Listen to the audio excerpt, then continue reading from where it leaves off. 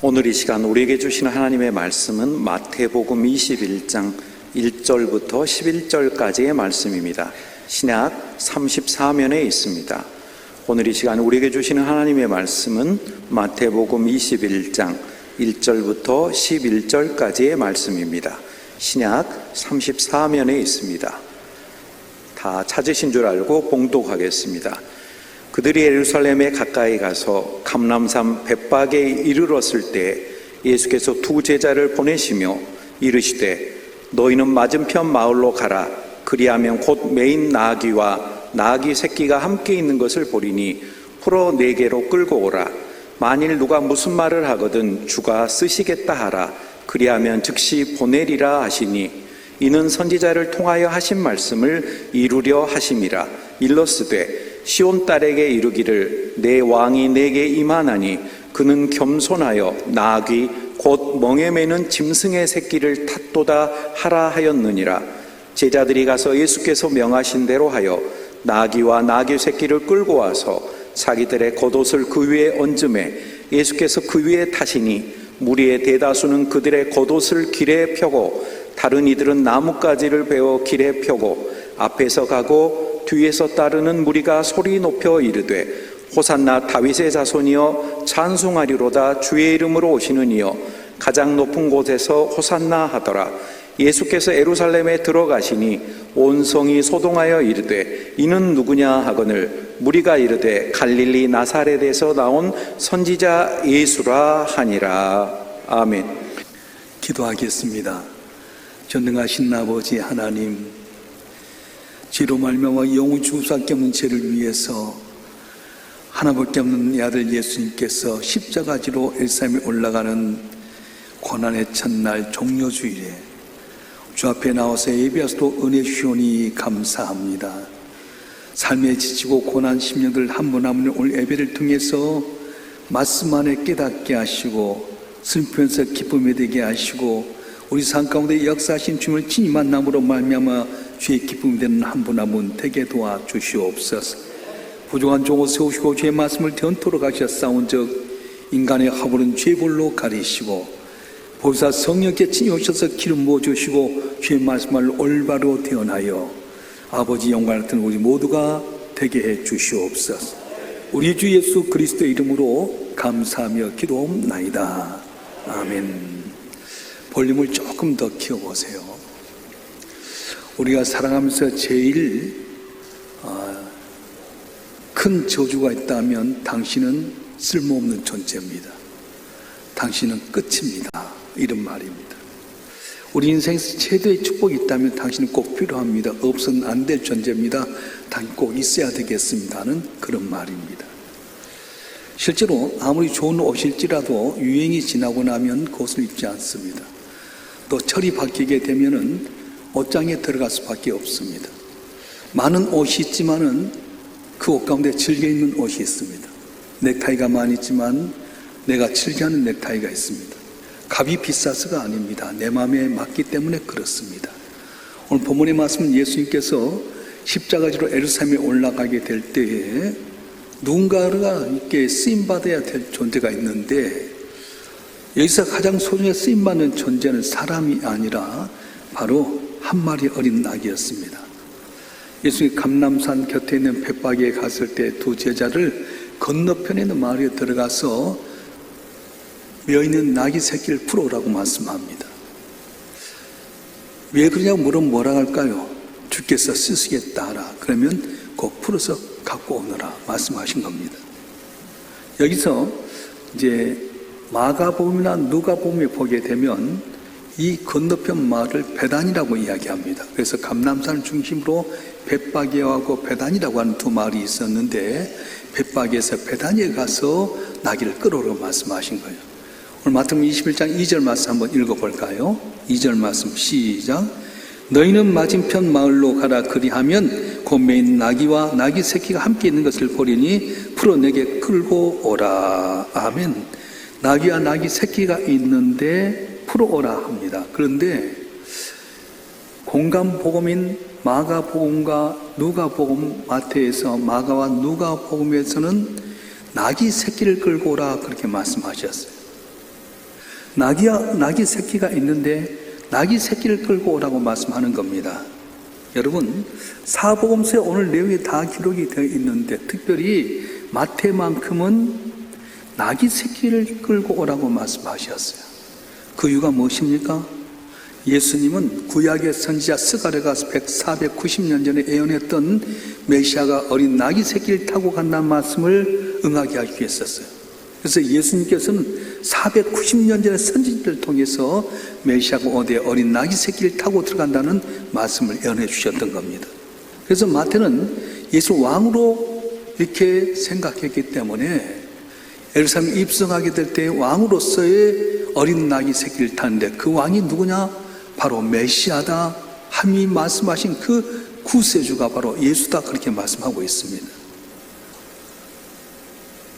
지금 낙이 새끼가 만왕의 왕이시오 만주해 주신 주님 앞에 쓰임받았다고 하는 게 바로 마태의 통찰력입니다. 그것도 낙이 새끼가 이렇게 영광스러운 자리에 쓰임받았다고 하는 것이 그냥 된 것이 아니라 하나님의 애언에 의해서 다 됐다. 그렇게 말씀하고 있습니다.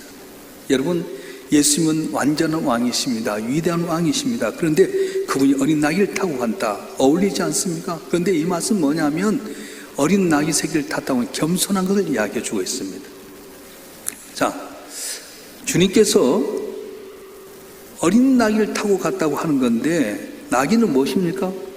누구도 이끌 수 있는 동물이었어요. 노인장도 끌고 갈 수 있고 어린애도 끌고 갈 수 있고 여자도 끌고 갈 수 있고 남자도 끌고 갈 수 있고 다시 말하면 누구나 가까이 할 수 있는 동물이 바로 낙인데 예수님 어린 낙이 새끼를 타고 갔다고 하는 것은 바로 겸손하게 누구든지 주 앞에 나와서 가까이 할 수 있는 바로 그런 메시아로 오셨다고 말씀하는 겁니다. 그래서 주님은 겸손의 왕이셨어요. 하나님께 사람을 쓸 때 어떤 사람 쓰십니까? 겸손한 자 쓰십니다. 그래서 이스라엘 초대 왕을 세울 때 사울을 쓰셨어요. 그때 당시 사울은 겸손했거든요. 근데 왕이다 그래서 교만하다 보니까 그를 왕에서 주님께 하의를 시켰습니다. 그리고 하신 말씀이 차라리 왕이 되지 않았다면 더 좋았을 텐데 그러면서 한탄하셨어요. 예수님이 제자를 모을 때 돈인 자 힘인 자 못지 않았습니다. 힘없고 비약하고 보잘것없는 겸손한 자를 불렀어요. 근데 그 가운데 가룟 유다는 교만해서 주님을 팔고 말았습니다. 예수님 뭐라고 말씀합니까? 차라리 너는 태어나지 않았으면 좋았을 것을 그렇게 말씀하셨어요. 일반적으로 왕이 어디를 가려고 하면 먼저 선발대가 가서 왕이 오신다고 말합니다.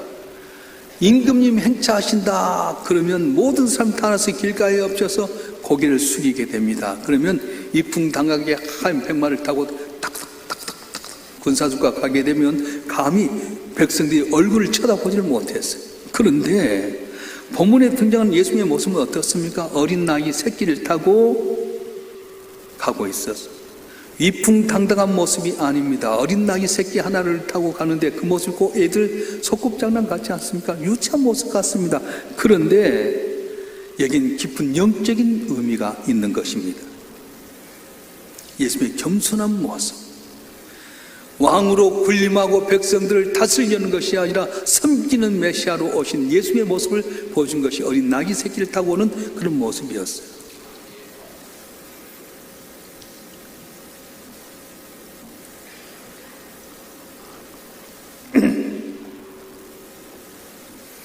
보잘것없는 어린 낙이 새끼가 주님을 등에 지고 모시고 간다는 귀한 은혜 얼마나 감사합니까?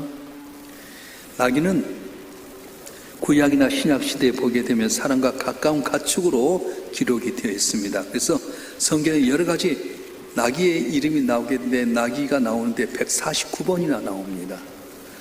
근데 낙이가 그렇게 좋게 쓰인 것은 아니었어요.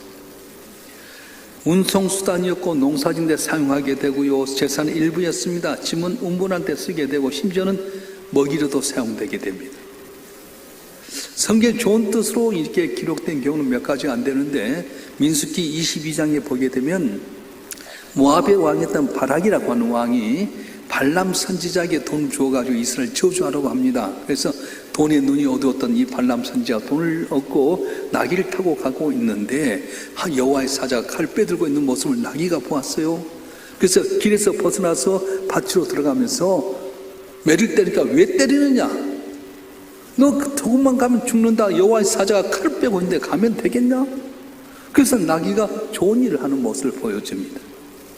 이사야서 1장 3절에는 소는 그 임자를 알고 나귀는 그 주인의 구유를 알것만은 해서 이렇게 한두 군데가 나귀에 좋은 이야기를 하지만 성경의 많은 부분에 나귀의 모습은 좋은 것보다는 나쁜 모습을 많이 기록하고 있습니다.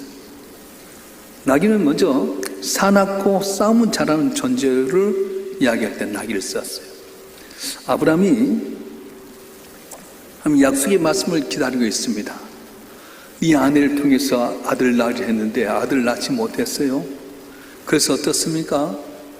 그러니까 76세가 되었을 때 아내 사라가 자기 몸속에 있던 하갈을 남편에게 보내서 애를 임신하게 만들었어요. 근데 몸속에 있던 하갈이 아브라함 통해서 임신하게 되니까 우쭐하면서 함부로 사라에게 대들게 됩니다. 사라가 가만히 있겠어요? 핍박합니다. 남편을 쫓아내라고 합니다. 그래서 하도 핍박받았던 이 하갈이 밖에 나가서 이제 갈 길이 없어서 슬피 울고 있을 때 하나님께서 말씀하신 거예요. 너 왜 울고 있느냐? 사라가 핍박해서 그렇습니다. 네 여주인에게 돌아가라. 그리고 네가 아들을 낳을 텐데 이스마엘이라 해라. 이렇게 말씀하셨어요. 그리고 이렇게 당부하십니다. 창세기 16장 12절 말씀 한번 읽어보겠습니다. 창세기 16장 12절 말씀 시작. 그가 사람 중에 들러같이 되리니 그의 손이 모든 사람을 치겠고 모든 사람의 손이 그를 칠지며 그가 모든 형제에 대항해서 살리라 하니라. 아멘. 나귀로 비유했는데 나귀가 있는 곳에는 싸움이 있다는 것입니다. 예레미야 2장 24절 나귀는 음탕한 존재를 이야기할 때 사용하게 되고요. 호세아서 8장 9절은 나귀가 방종한 존재로 나오게 됩니다. 또 신명기 22장 10절에 보면 이렇게 말씀 한번 읽어볼까요? 신명기 22장 10절 말씀 시작. 너는 소와 나귀를 결의하여 갈지 말며. 무슨 뜻이냐면 밭을 갈게 될 때 이제 결의로 하게 되는데 두 마리가 끌게 돼요. 소하고 나귀를 갖게 되는데 같이 하지 말라는 거예요. 왜냐? 소하고 나귀가 같이 놔두면 나귀가 힘이 세다고 더 보폭을 크게 하고요. 자기 힘들어하니까 소가 일하는데 제대로 못합니다. 그래서 나귀는 소하고 같이 결의를 하지 말아라 말씀하는 거예요. 다시 말하면 남의 일을 방해하는 존재로 나귀가 사용되고 있습니다.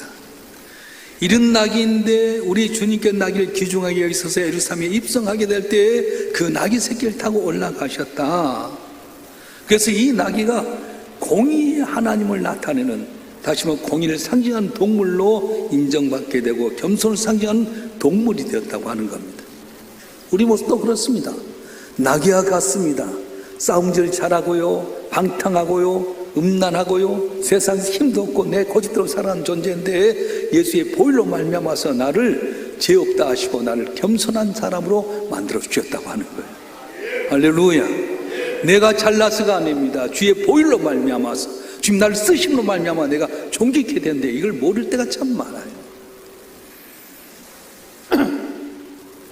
어느 추운 겨울날 어린 소녀가 길거리에서 이렇게 깡통을 앞에 두고 거기다 글 하나 써놓고 바이올린을 치기 시작합니다. 왜 자기가 깡통을 놔두고 바이올린을 치는 이유를 썼는데 보니까 어머니가 병들었는데 약값이 없습니다. 약값을 좀 도와주세요. 그럼 바이올린을 치는데 애가 추운 날씨에 손도 굽고 바이올린을 잘 치는 애지 못하니까 깽깽거리잖아요. 아마도 깽깽이를 끼고 있었어. 지나간 사람이 손도 보지 않습니다. 가깝게 하지도 않습니다. 근데 한 신사가 가다가 이 앞에 서서 딱 그를 봤더니 어머니가 병들었는데 약국이 갈 돈이 없습니다. 도와주세요. 이 말을 듣고 애야 나한테 바이올린 좀 주겠니? 그래서 그 바이올린 음을 조절하면서 바이올린을 들었어. 지나가던 사람들이 발걸음이 한 사람 두 사람 모여들기 시작합니다. 가득 모아들 때 말합니다. 여러분, 이 소녀가 추운 날씨에 이렇게 바이올린을 킨 이유가 있습니다. 어머니가 병들에 약값이 없다고 합니다. 제가 여러분께서 연주 한 곡 할 테니까 혹시 감동되들랑 약값을 도와주면 좋겠습니다. 그리고는 바이올린을 키는데 이게 웬일입니까?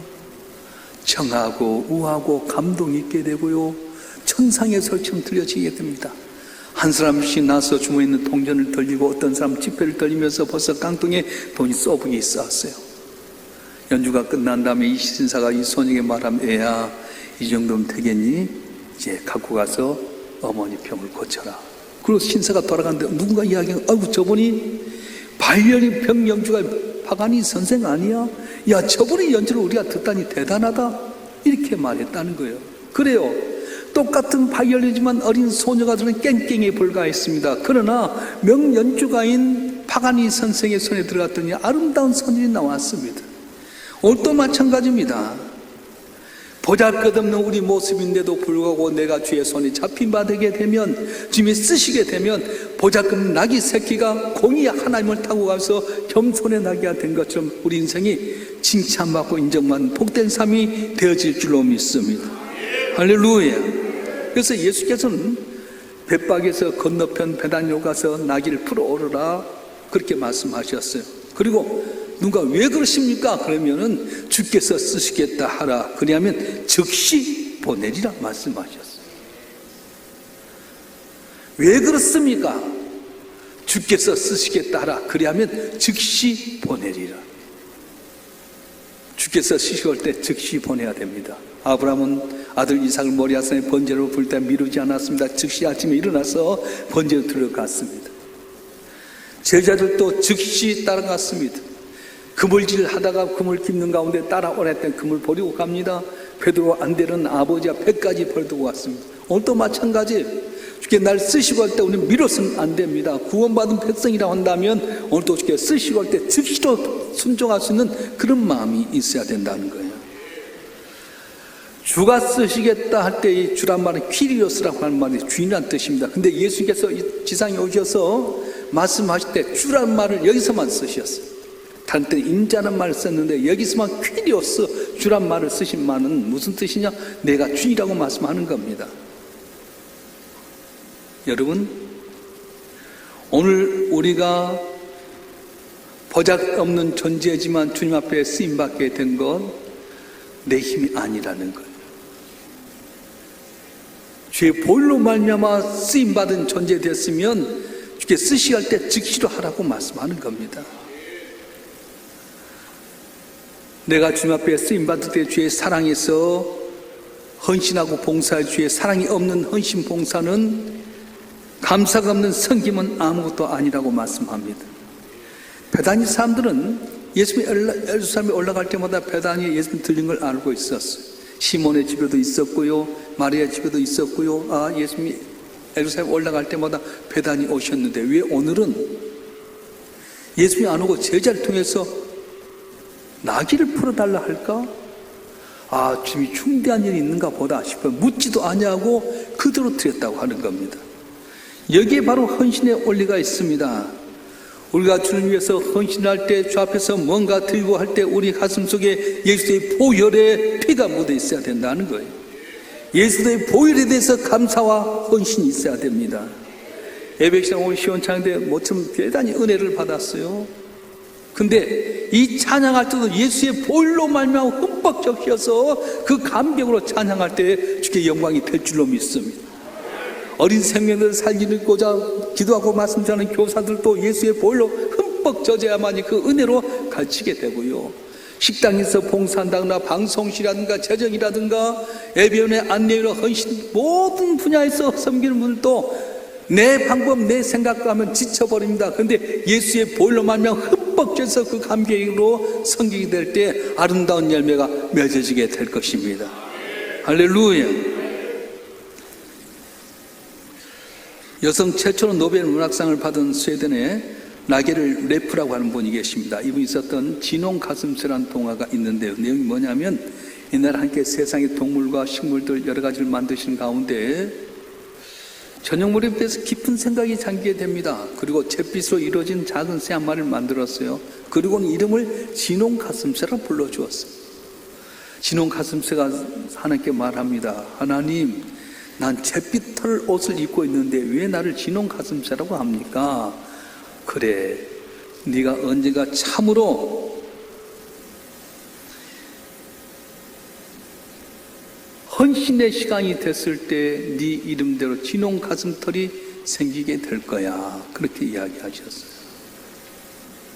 네가 참 사랑을 베풀 때, 네가 온전한 사랑을 베풀 때 그게 합당한 깃털을 가지게 될 거야. 그래서 오랜 세월이 흐릅니다. 어느 날 이 진홍 가슴새가 있는 언덕에 십자가가 세워졌습니다. 그리고 어떤 사람이 매달렸는데 멀리서 보니까 이 사람이 십자가상에서 가시관을 쓰여 너무 불쌍해 보였습니다. 사람 가까이 할 때마다 다 도망가던 진홍 가슴새였는데 가시관 쓰고 계신 그분이 너무 불쌍해서 가봤더니 가시에 찔려서 피가 흐르고 있었습니다.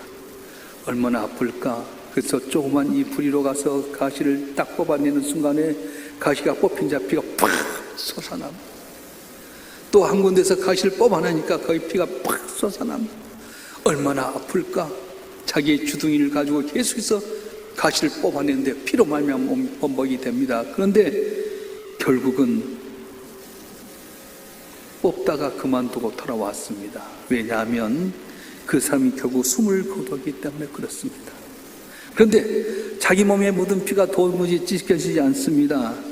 목덜미와 가슴에는 핏자국이 남게 되었고 더욱 이상한 것은 그 새가 낳은 새끼들마다 목덜미와 가슴에 선명한 비눗빛을 가진 털이 생기게 되었던 것입니다. 이 진홍 가슴새 이야기가 무엇입니까? 일꾼으로 부르신 사람들의 모든 삶을 주신 교훈이라고 하는 겁니다. 갈보리에서 흘리신 예수의 그리스도의 피로 말미암아서 내가 덧입혀져서 죄심 받고 그리고 일꾼으로 부림 받았을 때에 예수의 보혈의 흔적을 갖고 사는 것이 부르심 받은 일꾼이라고 하는 거예요. 할렐루야. 나를 지명해서 주 앞에 쓰임받게 하신 주님 앞에 나는 그 십자가의 보혈로 말미암아서 부름받았다, 용서받았다, 쓰임받겠다는 걸 생각하면서 감사하고 충성하게 될 때 많은 열매가 맺어질 줄로 믿습니다. 그래서 예수님께서 뭐라고 말씀하시면 2절에 풀어 내게로 끌고 오느라 말씀하셨어요. 묶여있는 나귀가 풀려져야 쓰임받지 않습니까? 그래요. 오늘 또 여러분 가운데 병마로 묶여있는 분 계십니까? 이 시간 나사렛 예수 풀려지길 주여면 축원합니다. 묶여있는 것을 풀려져야 쓰임받는 거예요. 물질로 매여있는 자 있습니까? 이 시간 예수 이름으로 풀려지길 주여면 축원합니다. 내 자녀의 길이 열려질 때 묶여 있습니까? 예수의 보혈로 풀려지길 주여면 축원합니다. 풀려지게 될 때 쓰임받게 되고요, 주의 기쁨이 되게 되는 거지. 묶여 있으면 쓰임받지 못합니다. 내게 있는 모든 것 주님이 쓰지 아니하면 내가 쓰는 것 아닙니다. 하나님 나를 쓰지 않으면 결국 마귀가 나를 쓰게 됩니다. 내게 있는 시간 하나님이 쓰지 않으면 마귀에게 뺏겨버립니다. 내게 있는 내가 주님이 쓰지 아니하면 사탄이 침범합니다. 내게 있는 물질 주님이 쓰지 아니하면 사탄이 뺏어가 버립니다. 내 육신 주님 영광에 쓰임받지 않으면 사탄의 노예가 되고 마는 겁니다. 그래서 주님 쓰시겠다 할 때 나귀 새끼 한 마리도 주님 앞에 영광스럽게 쓰임받게 되었는데 우리가 큰 것 대단한 것 안 해도 되는 거예요. 내게 있는 것, 내게 있는 시간, 내게 있는 건강, 내게 있는 자그마한 물질, 내게 있는 재능을 갖고 주 앞에 드리게 될 때 놀라운 역사가 일어나지만 이걸 멈춰버리면, 묶여져 버리면 사탄이 빼앗아가게 되고 사탄의 노예가 되게 되고 오히려 사탄의 조롱거리 될 수밖에 없다고 하는 거예요. 오늘 종료주일 특별히 고난주간의 첫 번째 날입니다. 예수님께서 어린 나귀 같은 그 나귀를 타고 예루살렘에 올라가셨습니다. 자, 여러분 한 분 한 분 나귀 새끼처럼 보잘것없고 미약하지만 주께 쓰시고자 나를 부르십니다. 그럴 때 어떻게 해야 됩니까?